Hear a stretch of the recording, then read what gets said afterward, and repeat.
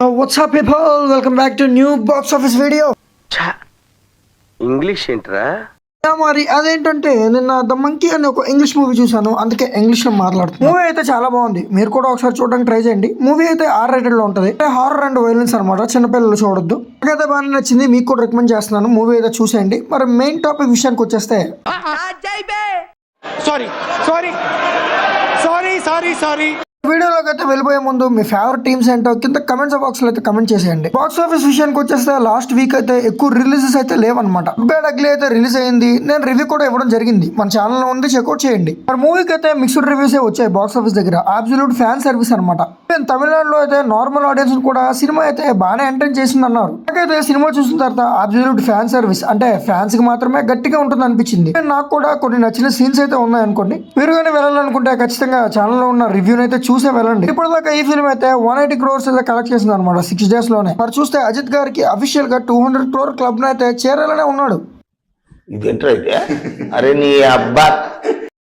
Style 2 అయినా శివకార్తికేయన్ గారికి 200 crore club అయితే ఉంది. మరి అజిత్ గారికి అయితే ఇప్పుడు దాకా 200 crore రాలేదు. నమ్మలేని సత్యం అనమాట. మరి ఇప్పుడైతే ఖచ్చితంగా 200 crore క్లబ్ లోకి అయితే వెళ్ళిపోతాడు.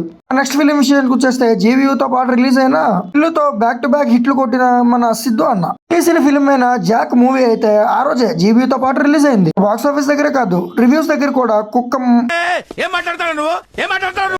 అంటే కుక్కర్ రాడ్ అని చెప్పి అంటున్నాను అనమాట. బేసికల్లీ చాలా మంచివాడు అని మీకు తెలుసు కదా. ఇప్పుడు దాకా ఫిల్మ్ అయితే 4 crore నెట్ కలెక్ట్ చేసింది బాక్స్ ఆఫీస్ దగ్గర. సినిమా అయితే ఆల్మోస్ట్ వాష్అవుట్ అయిపోయినట్టే. ఈవెన్ పబ్లిక్ కూడా జీబీయూకి వెళ్తున్నారు కానీ జాక్ మూవీకి అయితే వెళ్ళట్లేదు. మరి అన్న పర్ఫార్మెన్స్ అయితే ఎలాంటి సినిమాకైనా పీక్ పర్ఫార్మెన్స్ ఇస్తాడు. ఈసారి ఏమైందో స్క్రిప్ట్ సెలక్షన్ లో సినిమాకి ముందే Jack pro max, Jack SE అని చెప్పి అనౌన్స్ చేసేయడం కూడా ఒక డిసడ్వాంటేజ్ గానే చెప్పుకోవాలి. జనాలకి చిరాకు వచ్చింది అనమాట. ఎనీవేస్ అన్న ఇంకో మంచి మూవీ తీసి కంబ్యాక్ ఇస్తున్నాడని ఆశిస్తున్నాను. మన నెక్స్ట్ మూవీ విషయానికి వచ్చేస్తే జాట్. ఇదేంట్రా అయితే? అరే నీ అబ్బా! జాట్ అంటే ఏదో బూత్ కాదండి. ఇందులో మైత్రి మూవీ మేకర్స్ తో తీసిన ఈ ఫిలిం అయితే సన్నీ డియోల్ గారితో, అంటే బాబీ డియోల్ గారు తెలుసు కదా, యానిమల్ యాక్ట్ చేశాడు కదా, ఆ డియోల్ కి అన్న అనమాట. ఫిలిం కి అయితే నేను వెళ్దామని అనుకున్నాను. మా ట్రైలర్ టీజర్ చూసాక మొదట బాధేసింది, తర్వాత భయం వేసింది, ఆ తర్వాత నా మీద నాకే అసహ్యం వేసింది. ట్రైలర్ చూసాక ఫిట్స్ వచ్చి పోతానేమో అని చెప్పి పోలేదన్నమాట. ఎనీవేస్ ఈ ఫిల్మ్ అయితే ఇప్పుడు దాకా 6 days లో 80 crore అయితే కలెక్ట్ చేసింది. నాకు ఇంకా ఆశ్చర్యాన్ని తెప్పించిన, ఇన్ఫాక్ట్ షాక్ తెప్పించిన విషయం ఏంటంటే నార్త్ లో దీనికి పాజిటివ్ రివ్యూస్ వచ్చాయి అనమాట. మరి ఆ రివ్యూస్ చూసితే నేను కూడా షాక్ అయితే అయ్యాను అనుకోండి, అది వేరే విషయం. సో దాపి నెక్స్ట్ అప్డేట్ విషయానికి వచ్చేస్తే మాత్రం స్పిరిట్ అప్డేట్ అనమాట.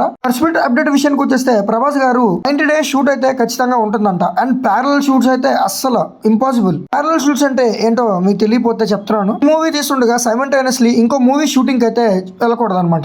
షూటింగ్ చేయకూడదు. చాలా స్ట్రిక్ట్ గా జిమ్ రొటీన్, బాడీ అయితే లీన్ కావాలి. కలర్ లో అయితే చాలా బల్క్ గా కనిపిస్తారు అండ్ వాయిస్ కూడా సెట్ కాలేదు అనమాట. మరి ఇప్పుడైతే వంగ గారి చేతిలో పడ్డాడు కాబట్టి ప్రభాస్ అన్న కంప్లీట్ గా సెట్ అయిపోయి వింటేజ్ ప్రభాస్ వస్తాడని ఆశిస్తున్నాం.